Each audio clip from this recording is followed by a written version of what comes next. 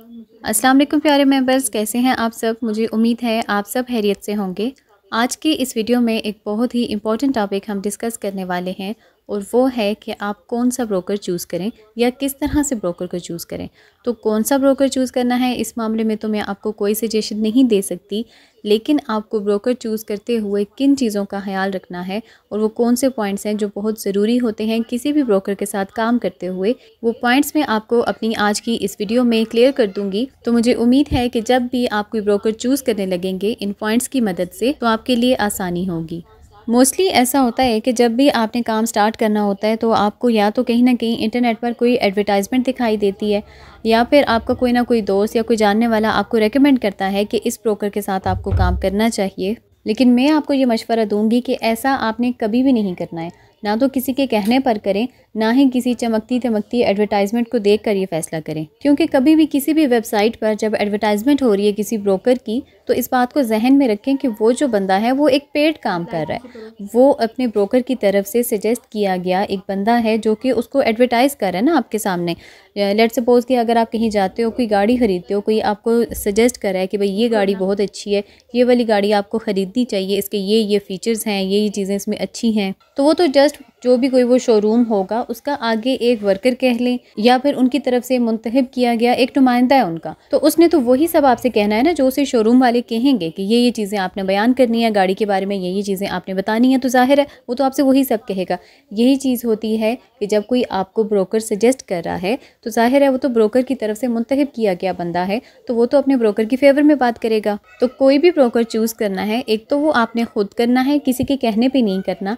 और ब्रोकर को चूज़ करते हुए वो कौन से मेन पॉइंट्स हैं जिनको आपने अपने माइंड में रखना है, वो मैं आपको अपनी वीडियो में बताऊंगी। मुझे उम्मीद है कि आपको बहुत हेल्प करेंगे। तो सबसे पहला पॉइंट जो आपको अपने माइंड में रखना है वो है रेगुलेटरी कॉम्प्लायंस। अब इसका मतलब क्या हुआ, वो ये कि जब भी आप फॉरेक्स में काम करेंगे, कोई भी ब्रोकर चूज़ करेंगे, तो आपने सबसे पहली चीज़ जो देखनी है वो ये देखना है कि वो ब्रोकर रेगुलेटेड है कि नहीं है। फॉर एग्जांपल, अगर आप यूनाइटेड स्टेट्स में हैं तो वहाँ पे कोई भी ब्रोकर अगर आप चूज़ करेंगे तो उसको लाजमी तौर पर NFA यानी कि नेशनल फ्यूचर एसोसिएशन जो है उसके साथ उसका रजिस्टर्ड होना बहुत ज़रूरी है। अब NFA क्या है, किस तरह का इदारा है, इसके साथ कैसे रजिस्टर्ड होना चाहिए ब्रोकर्स को, इस पे तो एक अलग से कंप्लीट वीडियो बन सकती है। अगर आप चाहेंगे तो मैं इन फ्यूचर इस पे आपको एक अलग से पूरी वीडियो बना के दिखा दूंगी। और इन फ्यूचर अगर आप चाहेंगे तो मैं आपको ये चीज़ प्रैक्टिकली भी प्रैक्टिस करके बता दूंगी कि किस तरह से आपने ब्रोकर्स को चूज़ करना है और किस तरह से आप उन्हें चेक कर सकते हैं। ये सारी चीज़ें आपको मैं अलग से एक वीडियो में बता दूंगी।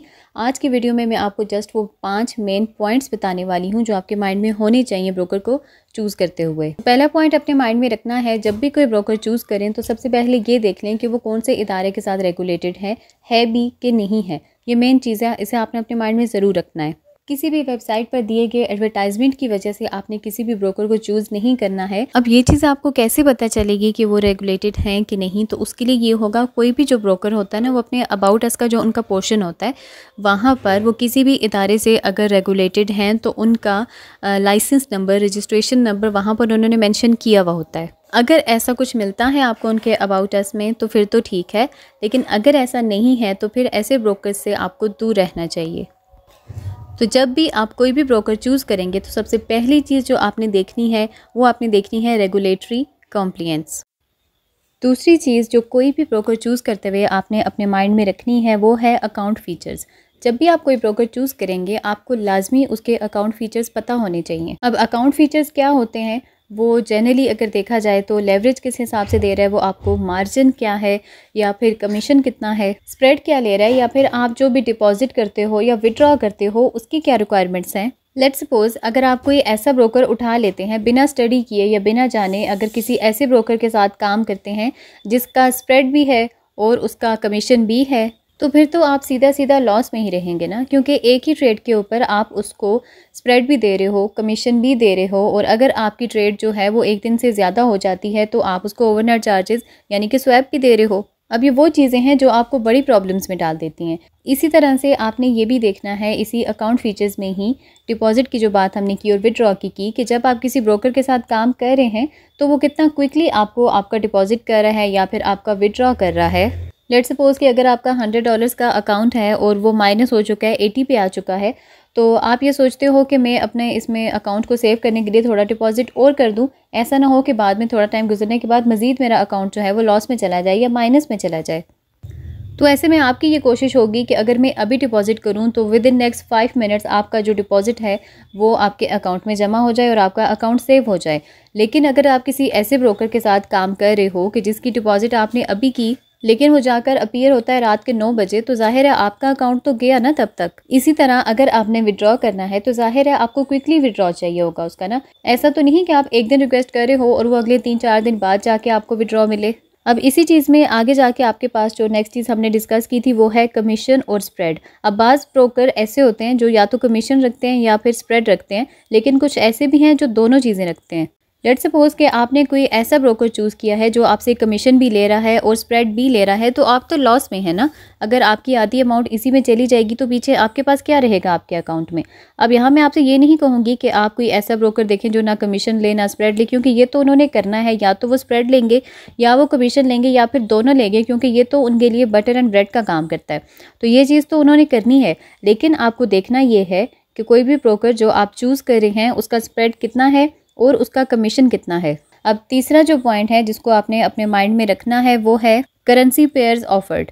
अब इसमें ये होता है कि जब भी आपने कोई भी ब्रोकर चूज़ करना है तो उसके लिए आपको ये लाजमी देखना होता है कि वो आपको कौन कौन से पेयर प्रोवाइड कर रहा है। ये भी बहुत ज़रूरी चीज़ है जिसको चेक कर लेना चाहिए किसी भी ब्रोकर को चूज़ करते हुए, क्योंकि अगर ऐसा होता है कि आपको किसी ऐसे पेयर पे काम करना है जो कि आपका ब्रोकर आपको अलाउ नहीं कर रहा, अगर वो आपको कोई भी मेजर 4 या 8 पेयर्स अलाउ करता है, बाकी के नहीं है। लेट्स सपोज अगर आप गोल्ड पे करना चाह रहे हैं लेकिन आपके ब्रोकर ने आपको वो अलाउ नहीं किया हुआ, उसमें वो नहीं है गोल्ड, तो उसके लिए तो फिर आपके लिए प्रॉब्लम हो जाएगी ना। कोई ऐसा पेयर जिस पे आप काम करना चाहते हैं लेकिन ब्रोकर के पास वो नहीं है, तो वो आपके लिए मसले का बाइस बनता है। इसलिए ये चीज़ आपको देखनी चाहिए सबसे पहले। तीसरे नंबर पर ये भी माइंड में रखनी चाहिए कि आप लाजमी देखें कि उसके करेंसी पेयर्स कौन कौन से हैं।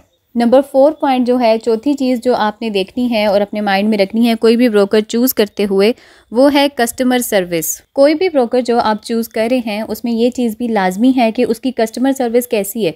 अब उससे मुराद ये है कि जो भी ब्रोकर आप चूज़ कर रहे हैं क्या वो आपको 24 आवर्स अवेलेबल है, क्या ऐसा है कि वो आपको कॉल बैक करता है या फिर आपको आपके साथ चैट करता है या फिर ईमेल सर्विस आपको प्रोवाइड करता है। क्योंकि समटाइम्स ये होता है आपको वहाँ पे अपने कोई भी ब्रोकर है उसकी सपोर्ट में जाके आपको उनसे कांटेक्ट करना पड़ता है किसी न किसी चीज़ के लिए। बहुत सी प्रॉब्लम्स ऐसी आ जाती हैं। कभी ये भी हो सकता है कि आपको अर्जेंटली उनसे कॉल पे बात करनी पड़ जाए, कभी ईमेल के थ्रू या फिर वाया SMS, किसी भी तरह से आपको उनसे कांटेक्ट करना पड़ सकता है। तो वो ब्रोकर चूज़ करें जो आपको ये फैसिलिटीज़ देता हो, जिसके साथ आप कांटेक्ट कर सकें। अगर कोई ऐसा ब्रोकर है जो कि आपको रिस्पॉन्ड नहीं कर रहा आपके सही टाइम पे, कोई प्रॉब्लम आप आ गई है, आपको किसी चीज़ में आप फंस चुके हो, अब ब्रोकर आपसे कांटेक्ट नहीं कर रहा, आपको कैसे पता चलेगा? अगर वो अपनी कस्टमर सर्विस आपको इतनी अच्छी नहीं दे रहा कि आपको गाइड कर सके, आपको अच्छे से डील कर सके, तो आप क्या करेंगे? क्योंकि नेक्स्ट पॉइंट आपको तो नहीं पता कि आपने क्या करना है। अब क्योंकि उस ब्रोकर के रेफरेंस से आप काम कर रहे हैं तो वो आपको सारे पॉइंट्स तो वही क्लियर कर सकता है ना। अगर कहीं किसी भी जगह आपको कोई प्रॉब्लम आ गई है तो आपका ब्रोकर ही आपको सजेस्ट कर सकता है। तो आपका ब्रोकर वो होना चाहिए जो 24 आवर्स आपको अवेलेबल हो, जिस टाइम भी आप किसी प्रॉब्लम में फंस जाएं तो उससे कांटेक्ट कर सकें। और अब इन दी एंड और सबसे आखिरी मेन पॉइंट जो है वो आपको देखना है, जो 5वां पॉइंट है वो ये कि आपको वो कौन सा ट्रेडिंग प्लेटफॉर्म दे रहा है। आपका जो भी ब्रोकर है वो किस तरह का ट्रेडिंग प्लेटफॉर्म आपको दे रहा है। आपके पास काम करते हुए एक ऐसा प्लेटफॉर्म होना चाहिए जिसमें आप टेक्निकल्स को भी देख सकें और फंडामेंटल्स को भी देख सकें। लाइक अगर आपको काम करते हुए अपनी सपोर्ट लाइंस ड्रॉ करनी है या ट्रेंड लाइंस ड्रॉ करनी है तो आप इजीली कर सकें, जैसे कि मीटा 4 है या मीटा 5 है। अगर ये प्लेटफॉर्म्स वो आपको अलाउ कर रहा है तो फिर तो ठीक है, क्योंकि ये मोस्ट पॉपुलर प्लेटफॉर्म्स हैं। लेकिन अगर ये नहीं हैं तो समझ जाएं कि कोई ना कोई प्रॉब्लम फिर आपको फेस करनी पड़ेगी। और फिर ये चीज़ भी आपको अपने माइंड में रखनी चाहिए कि आपका जो ब्रोकर है वो आपको डेमो की ऑप्शन भी दे रहा है कि नहीं। मोस्टली ये होती है, लेकिन फिर भी आपको चेक कर लेना चाहिए। अगर वो आपको डेमो अकाउंट की ऑप्शन दे रहा है तो डेफिनेटली आप अपने आप को बार बार चेक कर सकते हैं, वहाँ पर बार बार प्रैक्टिस कर सकते हैं, क्योंकि ये बहुत ज़रूरी होता है। अगर आप किसी चीज़ पे बार बार प्रैक्टिस नहीं करेंगे, अपने आप को बार बार रीचेक नहीं करेंगे, आपके लिए आगे निकलना मुश्किल है। आप वो गलतियाँ जो डेमो अकाउंट में कर सकते हैं वो आप रियल अकाउंट में नहीं कर सकते। डेमो अकाउंट में अगर हो भी जाती है तो नेक्स्ट टाइम आप उसको इम्प्रूव कर लोगे, उसके बाद मज़ीद इम्प्रूव कर लोगे। लेकिन रियल अकाउंट में आप ये नहीं कर सकते। रियल अकाउंट में आपकी एक छोटी सी गलती आपका बहुत बड़ा लॉस कर सकती है। तो ये वो ज़रूरी पॉइंट्स हैं जो आपको अपने माइंड में रखने चाहिए कभी भी किसी भी ब्रोकर को चूज़ करते हुए। मुझे उम्मीद है कि ये आपकी काफ़ी हेल्प करेंगे। आखिर में एक दफ़ा फिर कहूँगी, मैं कोई भी ब्रोकर आपको सजेस्ट नहीं कर सकती, लेकिन हाँ, ये कुछ ज़रूरी चीज़ें हैं जो मुझे लगा कि आपको पता होनी चाहिए कोई भी ब्रोकर चूज़ करते हुए।